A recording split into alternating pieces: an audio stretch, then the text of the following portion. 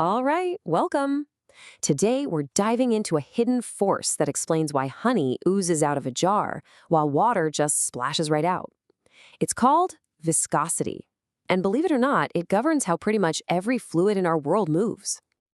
You know this intuitively, right? Just think about the difference between pouring a glass of water versus trying to squeeze some thick glue out of a bottle. One flows freely, it's easy.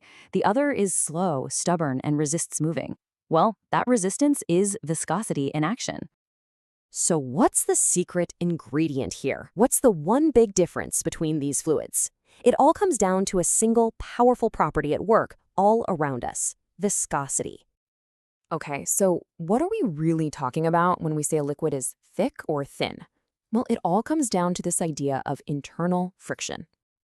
The best way to picture viscosity is to imagine a fluid is made of countless thin layers. It's kind of like a deck of cards. When the fluid flows, those layers have to slide past one another. Viscosity is basically the friction between those layers. It's what makes it hard for them to slide. The more friction, the higher the viscosity. So how on earth do you measure an invisible force like this? Well, scientists came up with a surprisingly simple and honestly a pretty elegant experiment to actually see viscosity at work. The setup couldn't be easier. You just take a tall, clear jar and fill it with something thick, like glycerine. Then you gently drop in a small steel ball and just watch. It seems basic, I know, but what happens next reveals this incredible little battle of forces. So right at the start, gravity does its thing. The ball's weight pulls it down, and for just a moment, it starts to speed up. It accelerates, just like any other object you drop. No surprises there. But here's the thing. It's not falling through empty air. The liquid immediately starts to fight back.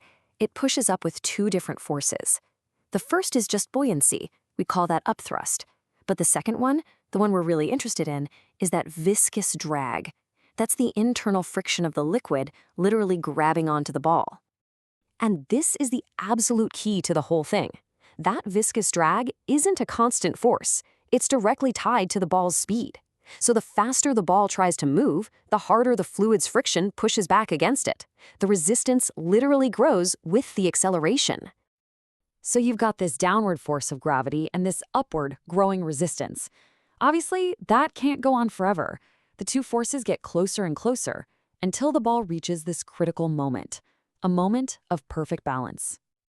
After that first little burst of speed, if you were watching this experiment, you'd notice something really cool. The ball just stops getting faster. It settles into this steady, constant pace for the entire rest of its journey down to the bottom. So why does it suddenly stop accelerating? Well, that moment it hits a constant speed is the exact point where all the forces acting on it have reached a perfect equilibrium. We have a name for this state of perfect balance: terminal velocity. It's the absolute maximum speed that ball can reach in that specific fluid. At this point, the upward forces and the downward force are perfectly equal, which means there's no net force left over to make the ball accelerate anymore. This right here is that moment of balance. The downward pull of the ball's weight is being perfectly canceled out by the combined upward push from the liquid's buoyancy and its viscous drag. The forces are completely equalized, and the ball simply cannot go any faster. Okay, so we've got a handle on how viscosity works, but is it some fixed, unchanging property of a fluid, or are there things that can actually change how thick or thin it is? Now, this is where things get really interesting and kind of weird. Temperature has a massive effect, but it works in completely opposite ways for liquids and gases. We all know if you heat up syrup, it gets runnier, right? Its viscosity goes down. But, and this is totally counterintuitive, if you heat up a gas, its viscosity actually increases. Hot air is technically thicker and more resistant to flow than cold air. And it's not just about temperature. Obviously, the material itself is the biggest factor. Water is always going to be less viscous than grease.